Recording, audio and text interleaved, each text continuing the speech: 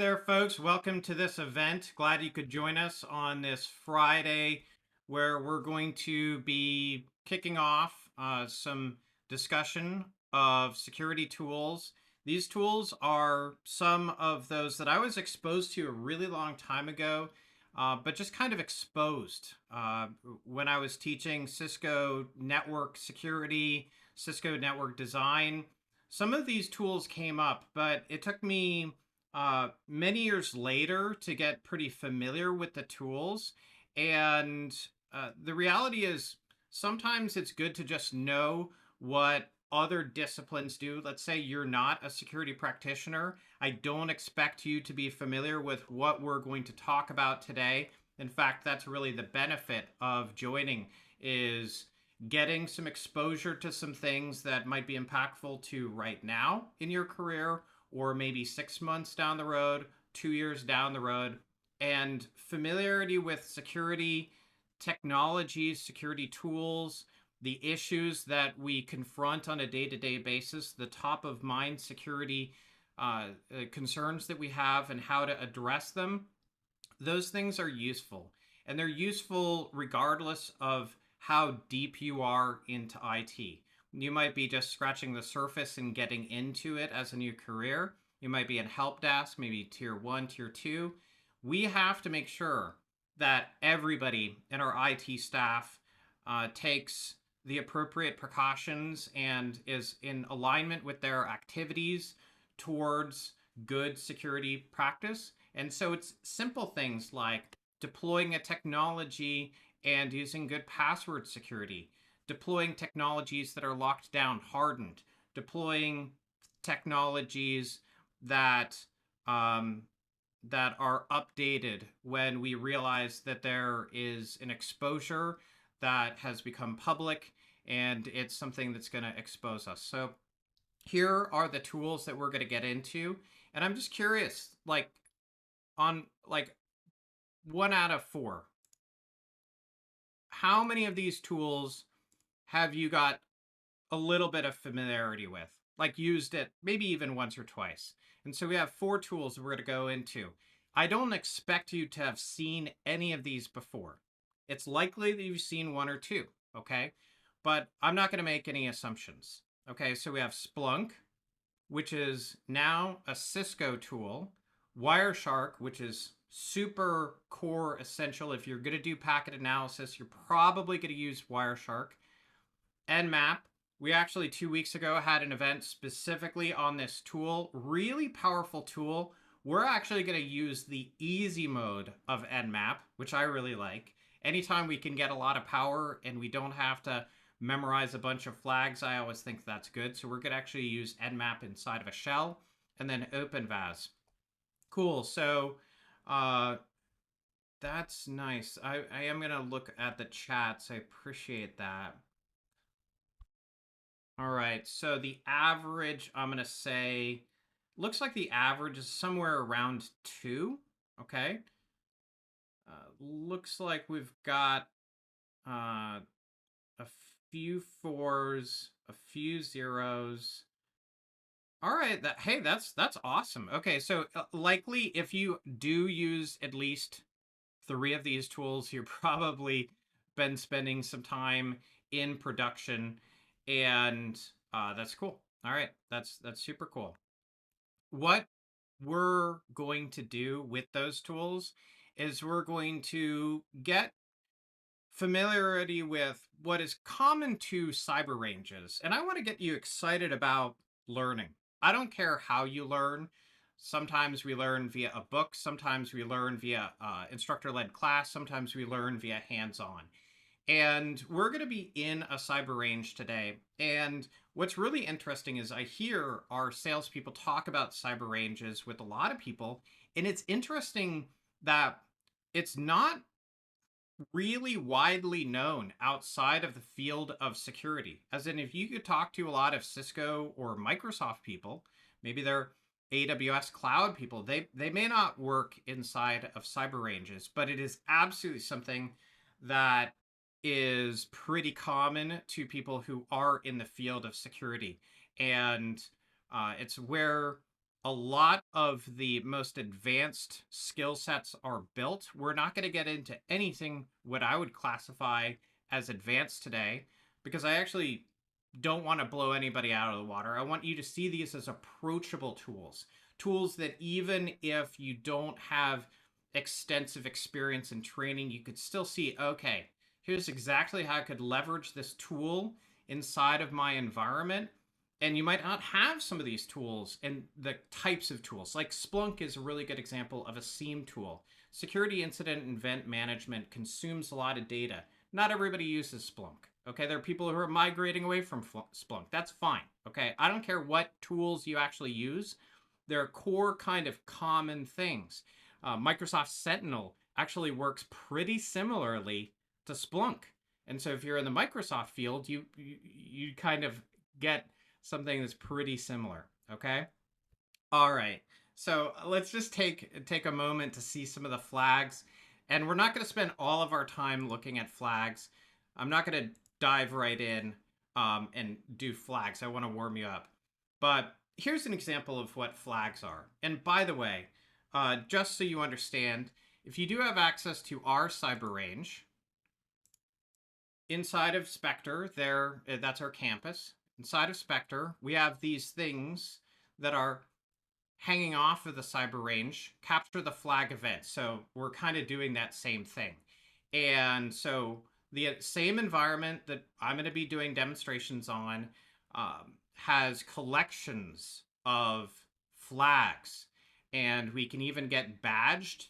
Okay, so it's a good idea to reward people when they've accomplished something. So instead of getting a certificate of completion, we give you a badge if you can actually find the flags. Okay, if you can find the flags. And, you know, sometimes we're going to be stumped. That's actually okay. It's like a quest. It's a journey. If you're watching some movie and it's a quest and it's like, all right, we did it. Frodo, he destroyed the One Ring 10 minutes in. That's not all that exciting. Okay, you got to have that challenge along the way.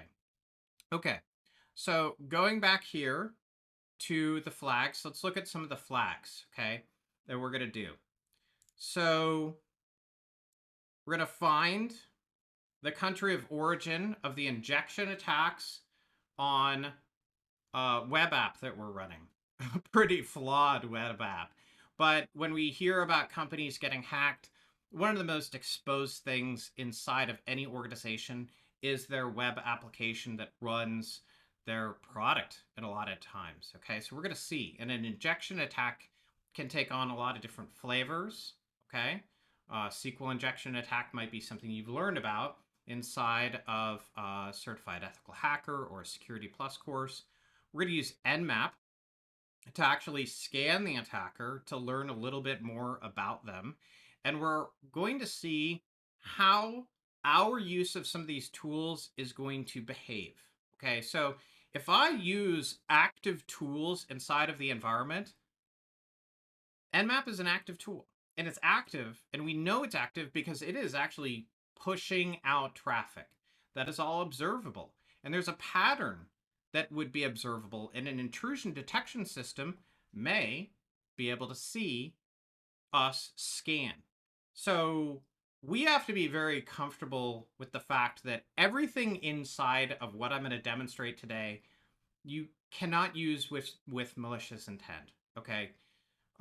Our focus with our cyber range is very much blue team and bordering on purple team, but very much defense. Okay. Because we want to arm the larger masses of IT with defensive skills. That's where the biggest impact lies. We're also going to look for security issues. So we're going to use a tool that is going to be able to bubble up CVE. Common vulnerabilities and exposures are documented issues. And so I want you to think about all the stuff that's running inside of your organization. Servers, network equipment, firewalls, hosts, wireless. All of those things have operating systems and platforms and firmware that may be potentially, when they sold it to you, when you purchased it, and when you deployed it, you may have not realized that it had some things baked in that were flaws, baked in that can be compromised by hackers. Okay. And so that's where a tool like OpenVAS is going to come into play. That's a vulnerability assessment tool. So the idea of a vulnerability assessment is you're going to discover CVEs. We're not going to be blind. We're not just going to be like, I hope Cisco locked down their stuff. I hope Palo Alto or Apple or Meraki or Microsoft or Amazon. We can't just hope that they locked it down. And sometimes they publish, hey, you need to lock this stuff down, and we don't act upon that.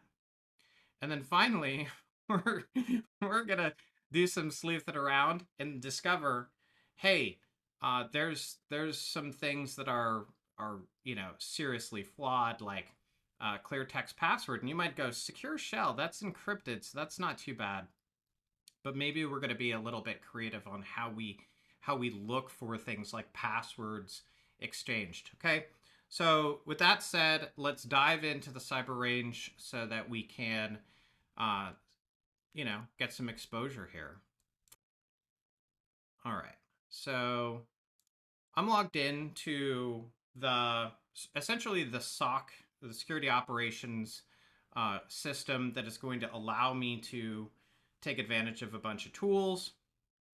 And so where to begin? Okay. So let's just see the main tools that we're going to use. We have Nmap. That is a scanning tool. We have Splunk, which is a SIEM tool, which aggregates a lot of data. I actually just think of it as a big database. Okay. It's a database just being fed with lots of information. And then you're going to be able to run queries against a database. Maybe that's a little reductive, but that's how I continue to think about it. OpenVAS, which I just mentioned, which is a vulnerability assessment tool, and Wireshark. Okay, so I don't want to spend the bulk of our time in Wireshark because we have had loads of cool webinars on Wireshark.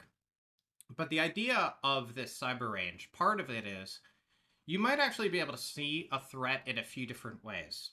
And I think that's a good thing. Okay, so we are capturing traffic. We're capturing most of the traffic inside of the entire organization, which is a collection of about 10 different servers, 15 different hosts, 2 firewalls, some switches, some external attacks that are happening, that are scripted attacks. And so there are actually attacks that are underway right now. Okay, so yes, we can see when we start up capture, we see a lot, right? And what are the issues of being really deep in the field of security is you have access to sometimes a lot of data, okay? But then you get into this situation, this paradigm of needle in a haystack. And we can see this is actually, there's quite a bit of stuff that's happening, okay? Because what we don't want is for the attacks and things like that to be just, there's only one thing happening, okay? Now, one of the things that you might see, I want you to see that Secure Shell is kind of cycling a few times here. So watch it. Look for Secure Shell in the protocol column. Okay? Look for Secure Shell in the protocol column. Now, how often are we in IT just staring at packet captures? Like, I love Wireshark. I mean, I'd super geek out on it.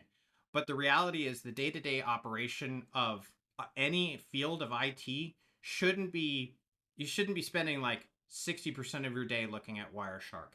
It's a very inefficient tool from the perspective of being productive. There are better tools. But have you seen Secure Shell cycle through a few times? Now it's kind of odd. Okay, if I were looking at this, let's just say I was looking for some other reason. Be aware of your surroundings. That situational awareness is key, okay? Doesn't mean something is wrong, but we could be curious, and curiosity is a very useful thing. And so let's show you something that I think fewer of you are familiar with, okay? Let's go into Splunk, okay? So Splunk I'm going to restate something here. This is a SIEM tool, and there's like a bunch of SIEM tools.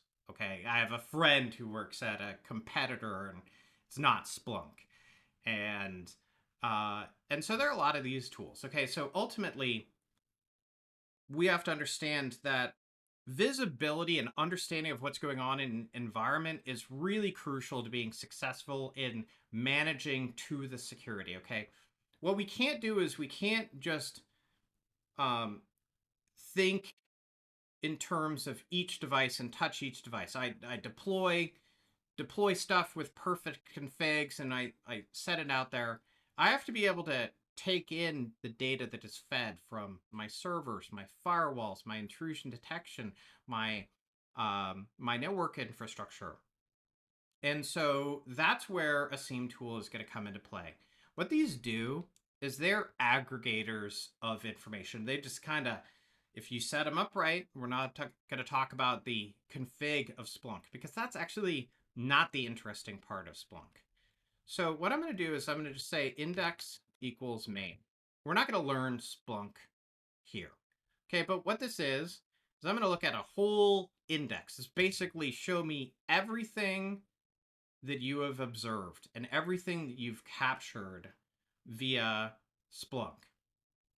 Okay, so we're injecting right now intrusion detection alarms. We've got syslog messages being sent from a bunch of different places, from our firewalls, our servers, network equipment. So it's a variety, it's a melting pot. And there are even other types. You could have SNMP traps fed to this. You could have NetFlow, which will explain all of the traffic flows inside. Okay, so it's just like feed everything to a single source of truth.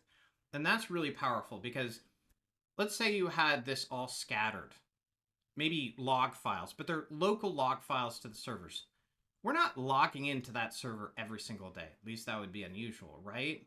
Okay, so one of the powers of logging is you can send all of your stuff to a single place. Notice, by the way, I want to be mindful here that the default search is over 24 hours. And the stuff that's going on, there's a lot of stuff here that maybe I don't care about. I don't care about it right now, okay? But wait a minute. I want you to remember what I showed you in that Wireshark. Okay, so we saw a lot of secure shell going on. Okay, so let's actually look for secure shell here. Okay, for anybody who knows Splunk, we're not going to get deep into Splunk. You know, this is not a Splunk webinar, okay? Because you can do all sorts of crazy stuff to parse. It's actually Splunk query language is a full language. So we're just going to do the real easy stuff, okay? That is purposeful, okay? But we're just going to literally type in SSH, okay? That's all I'm going to do. SSH.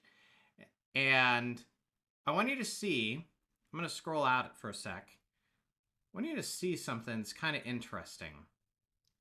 I see that there are a bunch of events that are happening. Okay, SIEM, it's about event management. And I'll take myself off screen so you can see the whole row. Okay, I can see the whole row. So I can see this is there's actually an attack that's going on, okay?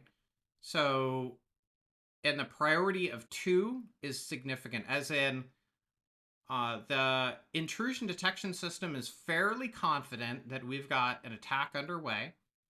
And you might think, well, what would I be able to use this? How would I use this data? Well, look at some of the things that are pretty useful. I can see the source IP, and just like one of the most sort of straightforward thing we could do is we could say, you know what? I'm going to just block that IP address until I have better understanding, or block the subnet that it's from. Okay? Block the subnet it's from. So this is really, really powerful stuff. And a secure shell attack, you know, secure shell is actually secure, but it still has a fundamental flaw of it's still username and password security. And so if somebody is able to do a brute force attack, because I maybe use a common password, like I do admin admin, okay, or a short password coupled with admin. If I know the username, or I'm going to guess some usernames that they might have, I might actually stumble on the login to a device. Okay, so that's some of the power already. But I need to remind myself and remind you guys, what are the actual flags that we're trying to find here? So let's look at that once again. And get that off the screen. Okay.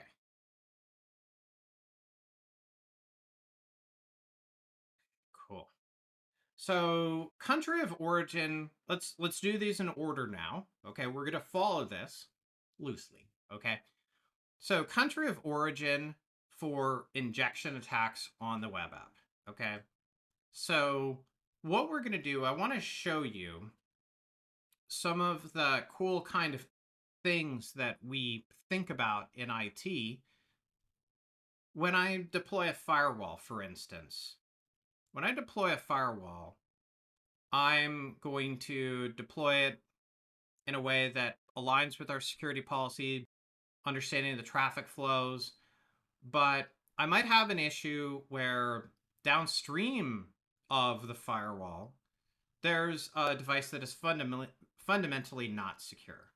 And that is what we got going on here, because we have to, you know, we certainly want to deploy secure web apps, right? And we've got programming training on that over at Stormwind. Um, but we also want to think about it from the IT perspective. So let's do that. So I want you to remember, we're going to look for injection attacks. So what I'm going to do right now is I'm actually going to stay in Splunk, okay? I'm going to stay in Splunk. And then we're going to use some of our tools to figure out what's actually going on, at least at a high level, okay? So, okay. Now, there's all sorts of things that we can do inside of a SIEM tool that are super cool. I will say that for people who live in this, they get really, really good at building multiple lines of searches that are very sophisticated, and you could run those periodically. And we're building events that allow you to look for things like malicious PowerShell attacks that have been malicious PowerShell on our Microsoft servers, for instance. And it's like a wall of text that would represent all of it. But we're going to do simple stuff here. Okay. So we were looking for injection attacks. So let's actually type in injection. And what's interesting about this is, and before I leave, we had just done a secure shell search, and you can kind of see, I'm going to take myself off screen so you see it. You can see that there's a little bit of a yellow highlight. I can't really make that a better highlight, but that is the residue of my prior search, okay? So ultimately, you can do really simple text searches inside of Splunk. You can get way super sophisticated too, but ultimately, an index is something you can run a search against, and they don't always have to be glorious, perfect searches. Sometimes they can be super simple. That's what we're going to do. So what I'm going to do is I'm going to change the duration, okay, because I didn't like the default duration. So I'm going to go to last 30 days, and we're going to do a search for injection attacks, okay? And what's interesting is you might have devices that are observing threats inside of your environment. Those local systems might be calling out and screaming, hey, I want to let you know about something. I want to let you know about a significant thing that's happening. And it's could be just regular performance-based metrics, might be a process issue, might be something that we observe in terms of protocol. In this case, this is the result of intrusion detection firing, okay? And what's interesting is most firewalls, if you license them appropriately, can do intrusion detection system, or it can do IDS. And this is actually an example right here. So I see, looks like I've got some SQL. I'm going to hit this sometimes, and you can see there's just tons of data here. It's kind of overwhelming, right? Don't be overwhelmed. I mean, you're starting to get into the context where information is good, but don't be like obliterated by the walls of text. Try to see through it like you're looking at the matrix. Okay, so you see the highlighted injection SQL. That's not good. Okay, so if you look down here, look at some of the other stuff that's towards it. Okay, so I'm going to highlight. Used by malware, able to transfer file, has known vulnerability, pervasive use. Yeah, that none of that sounds good. I don't like the word malware here, right? I don't like known vulnerability. And so one of let's just show some of the things that we might do. There's lots of sophisticated ways of doing analytics on this stuff. We're not going to do any of the super sophisticated stuff. I'm just going to use built-in stuff. So I'm going to put myself on the right-hand side, and we can see. All right, so it looks like we've got this vulnerability going on. So I hit patterns, which is able to show me if there are multiple things that are going on of this variant. But it does look like it's kind of like a one-trick pony. Yeah, and so yeah. Thanks for chatting in, Adam. And let's look at what we were trying to find. Let's look at what we're trying to find in the first flag. Okay. So the first flag, country of origin of the injection attacks on the web app. Okay. So let's go back, because ultimately we're trying to get information about that. And so it's easy to forget, like, well, what are we actually doing here? So we're trying to find the country of origin on that. And I'm going to go back to an event because I'm going to crack it open. And there's like a little drop down that you can hit. And it kind of gives you all the different fields that you can drill into. But I'm going to go down here, and it says Belarus. Okay, so interestingly, we have a Russian threat actor in the chat. No joke. And so we also see an adjacent nation, right? So I before class, I was like, all right, that's something we can play into. Okay, so what would we do here? In a real world context, you would then have a wake up call and go, what geography should I be open to and allow if when I make a web app available on the public network, doesn't mean that I necessarily need to service every single nation in the globe. So be thoughtful. Like, where are your customers? Where are your users? And if they are here, that's great. If they aren't, then you can shunt it off. And that's the sort of typical firewall config. So you could be thinking to yourself, you could talk with your firewall team, and you could say, all right, we need to be thoughtful about the geography of who can communicate with this, so that you can not just block a single IP address. Single IP address isn't going to be all that exciting, okay? Because you can find another IP address even in the same subnet, okay? So and people can mask their IP addresses with VPN services and things like that, but still, this is a step, right?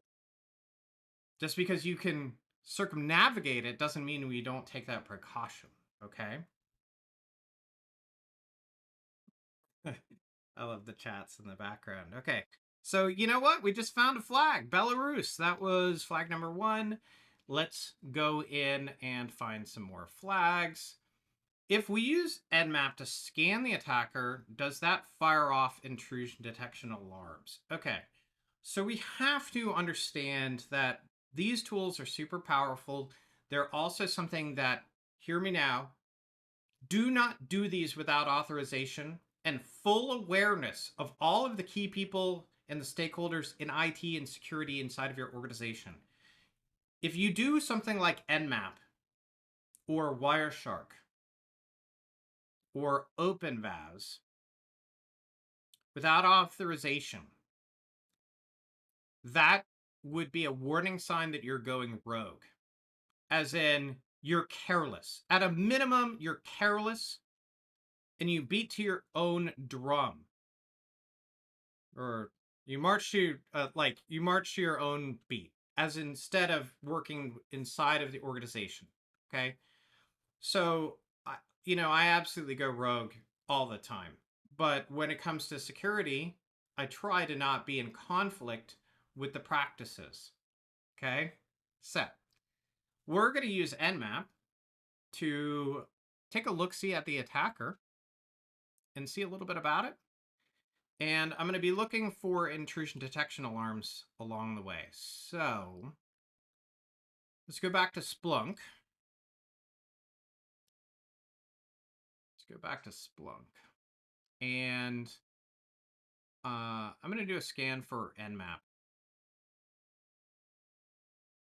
And I'm going to change the duration to the last 15 minutes. I'm going to do Nmap. Okay. Ooh. That's not a word or a tool. Nor is that. I just got to spell Nmap right. I'm almost there. Okay. So Nmap. Okay. So I don't see any events that have fired off. So that's cool. Okay. So what I want to do is I want to go back to my prior search because I forgot the IP address that I was going to look for. So we're going to look for that IP address in Belarus, and we're going to change that to 24 hours.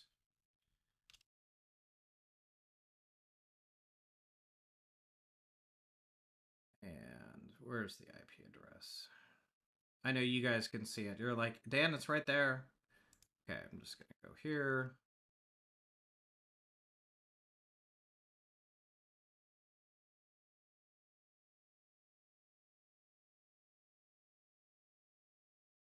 Okay, we're going to go here. And I'm going to plug that into Nmap. Copy.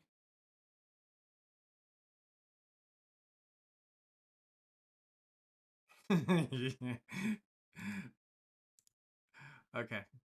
So right now I fired off Nmap, and we did have a really cool webinar 2 weeks ago. We've got a webinar channel that you can look at like past webinars and things like that. And went over a lot of it. Chris Paul, one of our like top security instructors over here, did some really cool things showing off Nmap. And there are a lot of different flags that we can get into. I'm going to change the scan. I'm going to do a quick scan. And I'm going to scan that. I'm going to scan that host. Okay, so this was the host inside of Belarus. I haven't blocked communication to it yet. And I'm now running a scan, and I'm launching information over there. And let's see what we can see about it. Okay. So Znmap is just a shell for Nmap. And we got a question: would local detection software? You could absolutely have the intrusion prevention systems shut this off, and that would actually be pretty common. So we're using intrusion detection, which is passive. It's going to send you alarms, but you would absolutely be able to react aggressively. Okay, so I'm going to go here, and we didn't do a port scan or anything like that. I'm going to go to host details. You can see, okay, not too much because I didn't do a really big scan. I didn't do like a regular scan. But before I do that, I want to see if anything has changed here. So if you remember, I did a search on Nmap. I'm going to go back and say, see if Nmap fired off.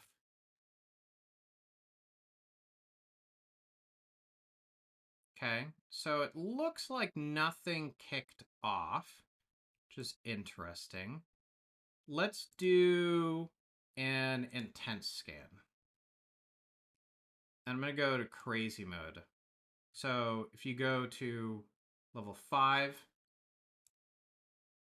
so I would imagine that this is gonna fire off some IDS alarms. Okay, so we're gonna let this bake a little bit. This is gonna go in the fastest mode possible, but I am running a much more thorough scan. That -A says do as much as you possibly can, or at least do a lot. Oh, okay, so it completed. So now let's look at the result. Okay, so I had run 2 different scans on the same, and one of the beauties of Nmap is it actually caches your scans and your output. Okay, so the scan that we just ran, I'm going to go here and you can see, oh, wait a minute, I'm getting a little bit more information. I'm getting information like it's saying that this is a Microsoft Xbox 360. Okay, so full disclosure, it's not a Microsoft Xbox 360. Okay, just because you see something doesn't mean you have to take it at face value. Okay. I happen to know this is actually running Kali Linux, which is a very common security build distribution for Linux. Okay, so it's not running Xbox 360, but that's one of the elements of Kali Linux is it's not going to announce itself and not going to tell you much about it. Okay, let's go back to Splunk and see if I can get any information about a scan now. You know what? I'm a little surprised. Full disclosure, I'm surprised. So let me go here. I'm going to just do a search for scan.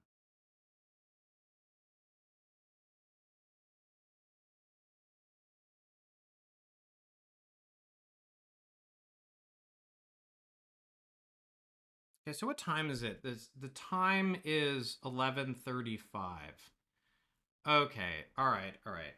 So it wasn't listing it. It wasn't listing it under Nmap, which is interesting. Just hit patterns and see if there's anything else going on here. Yeah. So I am actually seeing the result of my scans. So the firewall actually is seeing it.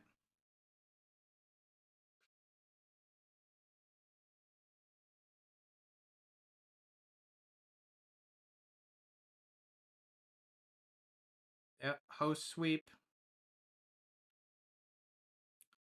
So when you do these tools, your infrastructure knows about it. And that's just one note of caution, which is you might, because you don't know how to look for it, you have to assume that everything you do inside of an infrastructure is tracked. A really good example is, let's just say we're at home and we go to websites. The act of going to websites, you're going to do DNS resolution. All of that is pretty observable and it's recordable. And it's the sort of thing there's like a lot of people are just oblivious to these things. Everything is tracked, okay? You should at least assume that, okay? And yeah, you could do a stealth scan. I did level 5 there. So T is 5. That's like not stealthy. When T is 1, that is stealthy. And it's a sliding scale. Okay, so we did 2 of the flags. All right, cool.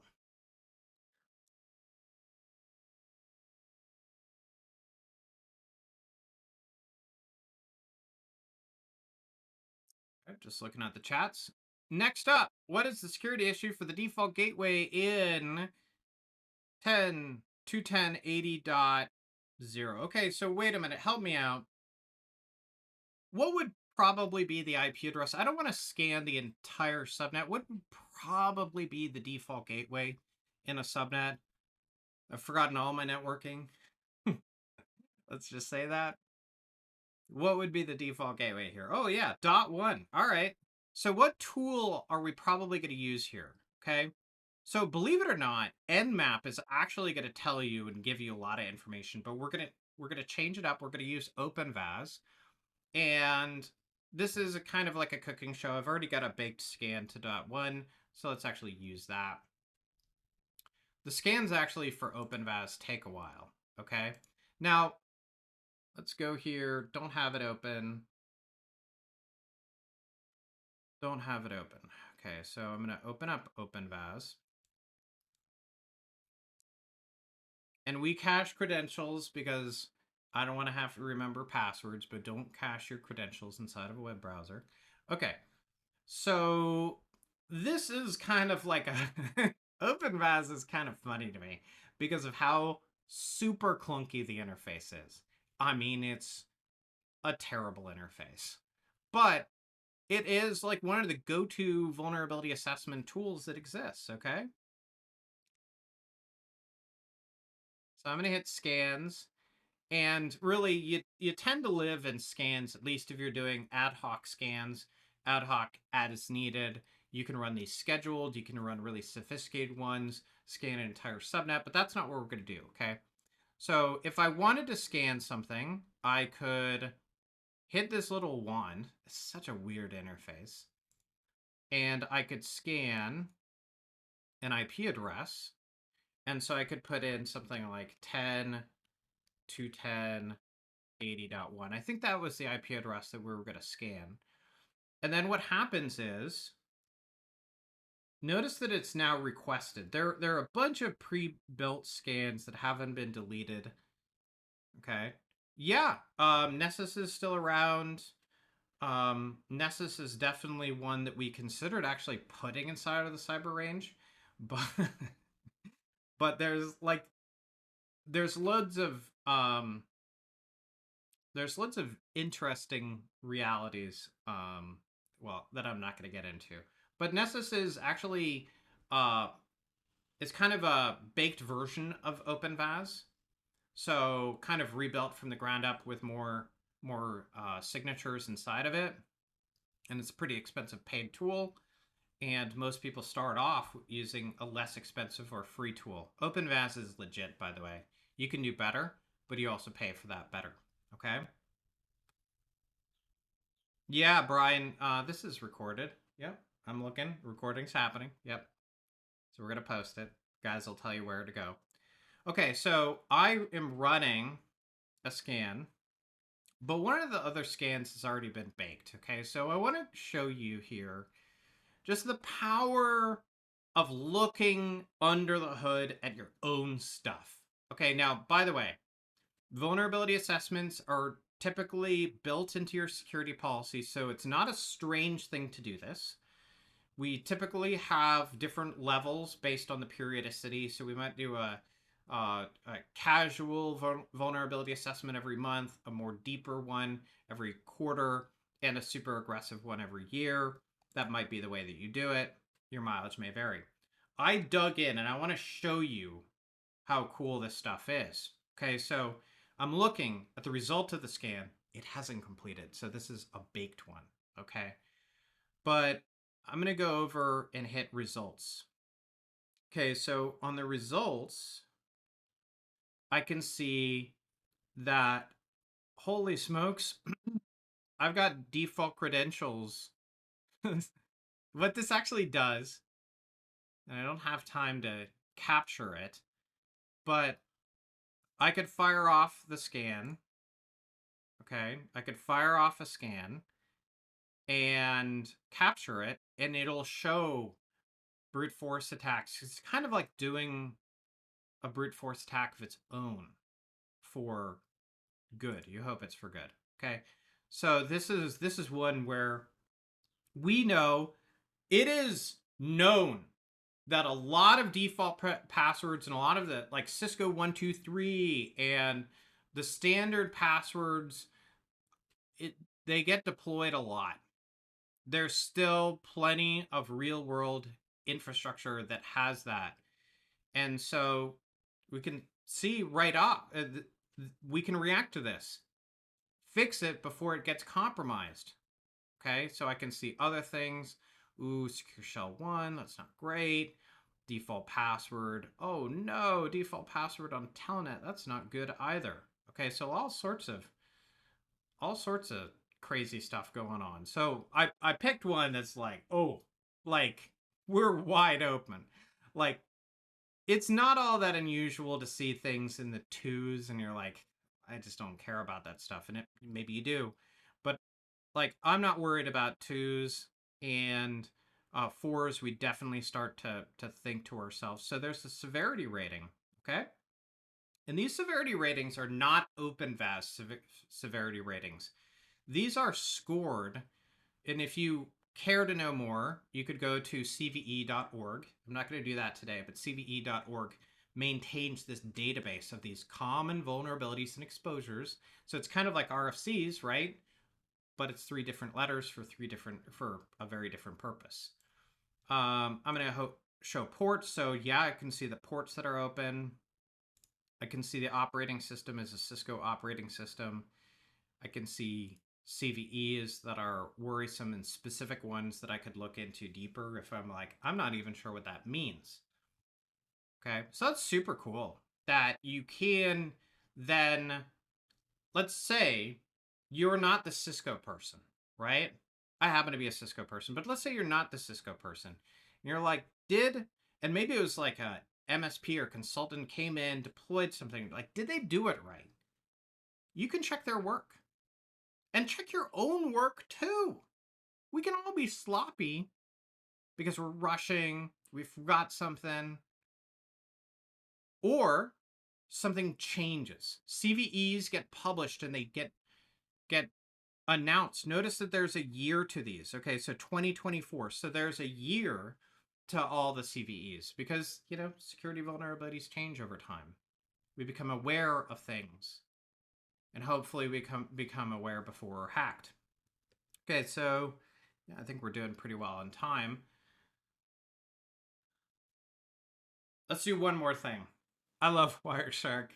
If you've been in one of my Wireshark webinars before, you probably are like, yeah, Dan likes to do Wireshark webinars.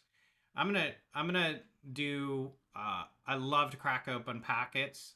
It is something that I've wasn't always passionate about Wireshark. Don't get me wrong, but let's look for something, and we might actually have something going on that's not easily discovered via Splunk or OpenVAS.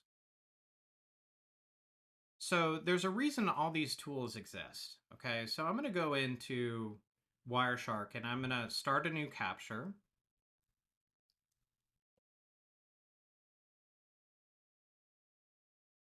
Okay, so I'm going to start a new capture. And let that bake a little bit. Okay, so the idea of the flag was, are you able to find some Cisco admin passwords somewhere? Okay. Well, what would I be looking for? I'd be looking for protocols. Like, I'm not going to try to hack Secure Shell. I'm not going to try to decrypt that. It's at least, I'm going to try to find something that's a lot easier to compromise. So, I'm going to be thinking about the protocols, so we tell everybody never use these protocols. And one of the protocols that actually is still way more in use than it should is what I'm going to show you. Okay, so what are we going to look for? I'm going to look for, okay, so the protocols that we should never use. HTTP. We should never use unencrypted web traffic. Okay, so this is all happening on port 80. Okay, so that's not good. But that's it's not what I'm looking for. I think in terms of Cisco, I'm looking for something that Cisco is going to be doing. So let's look for Telnet. And this capture is still running. So, and there are lots of sophisticated ways of, notice that I'm like not doing like TCP port 23. That would work. I'm gonna look for FTP. Okay, so, ooh, wait a minute, FTP. So FTP, one of the really powerful things that you can do with some FTP is you can go here. I'm going to say I can go and I can export objects. So what this will actually do is it's going to show you downloadable files that were observed via Wireshark, that it's rebuilt for you and made it really easy to do the job of a hacker. Okay? You could see, all right, I could look at HTTP. I could like download the web page that was exchanged via unencrypted. Server message block, Microsoft file transfers, TFTP. Wait a minute. I want to see if there's TFTP. This is one of those weird protocols that is allowed in a lot of organizations, and we don't do a good job teaching people you should not use this protocol. Okay? Trivial file transfer protocol is unencrypted. And imagine somebody observing that transfer. Okay. So, yeah, use an encrypted transfer protocol. And I can see that there's, notice the size here. Yeah, you can see the size. You can see like 558. That's a data packet. That's, ooh, okay. What's going on there? I could drill in and I could actually look at what's in there. Now, if you're not a Cisco person, you're probably not familiar with the running config, okay? But this is the running config. And notice it's like human readable, like timestamps. Okay. Service timestamps. Lock. Okay. Password encryption. Wait a minute. So I've got all sorts of stuff, and you could actually read this, and you could get kind of used to looking at it like this. Okay. But you could do this. I'm going to show you one of the things that I just think is super duper cool. Wireshark actually makes sifting through the noise. I mean, it's kind of hard to work with at first, but it makes it like really fun. I'm going to hit that. And I just did follow UDP stream. Okay, so I'll show that again. Follow UDP stream. And if it's TCP, it'll give you TCP. But TFTP is a UDP-based protocol. And so we can see, boom, here you go. This is the config that you were looking for. There's another way I could have downloaded by file objects.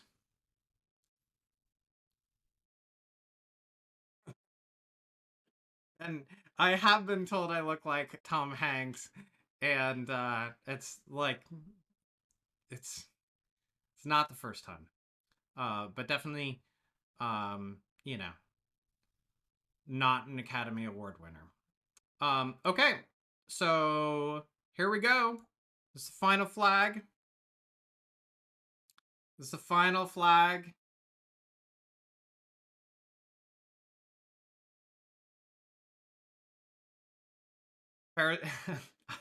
I chose this password, which seems strange, but in watching TV, they're just announcing the Olympics all the time, and I'm like, we need a password for the webinar. This is the one, and yeah, so we can see things in transit, and if it's not encrypted, every single communication pathway inside of your organization should be encrypted. Okay, and not all encryptions are the same, right? Some wireless encryptions, a lot of wireless encryptions are very, very flawed. But a lot of the encryptions that we get with HTTPS or secure FTP, secure shell, assuming we're not using like really flawed old versions of them, they do a good job in not giving away passwords and making people look elsewhere, right? Okay. Awesome. Hey, that's gonna kind of do it for today. Oh yeah, this was the topology that we're working on. It's robust. It's got firewalls. You saw the results of that, okay? And we saw a bunch of tools today, OpenVAS, Wireshark, Splunk. And the reality is you could look at these and go, holy smoke, this is a lot to learn. But the idea of our cyber range, or anything that's going to give you hands-on practice, or any really engaging classroom environment, is the idea is when you're engaged, it makes learning a lot more fun. There are times when I've had an extreme amount of learning happen in my career, and in all of those times, it was when I was most engaged. Okay, so figure out what's going to tune you in and engage you, and that is going to be the thing that's going to drive you to get whatever tools, knowledge, awareness under your belt. Building your skills is always going to pay dividends, and it may not pay immediate dividends, but it's going to pay dividends in your career. You just kind of have to have that belief, because it's kind of like the stock market. You put money into the stock market, over time, that investment is going to pay off. The same is true for your awareness, for your skills, what you bring to the table in the organization that you work for. So we are done. But some closing thoughts. If you enjoyed this session, look for future sessions. We do a lot of webinars, usually webinar every single Friday, and that pattern is going to continue. We do a lot of training. We've got a lot of classes in IT, artificial intelligence development, security, cloud. We're growing project management as well. We've got new products that are coming online. This was a webinar, an event specifically about one of those products. And so take a look at StormWindStudios.com. That's actually one of the most important things that you can do. Go to StormWindStudios.com and you'll get exposure to all the things that we do inside of our product and our solutions. Okay, so if you want to know more, StormWindStudios.com. And if you want to reach out directly and you have some questions, take a look here. We've got information about who you can contact. So I want to thank everybody for showing up. It's always fun when we have like a lively audience. It makes it a lot more fun for me, and I can play off of that as well. And so thanks. Hope to see you again with us in an event, inside of a class. And don't hesitate to reach out to know more. But we're done. So have a good rest of your Friday. I'm going to let you go 2 minutes early. Thanks so much. Best of luck to you, and hope to see you inside of another live event with us here at Stormwind. Thanks, everyone.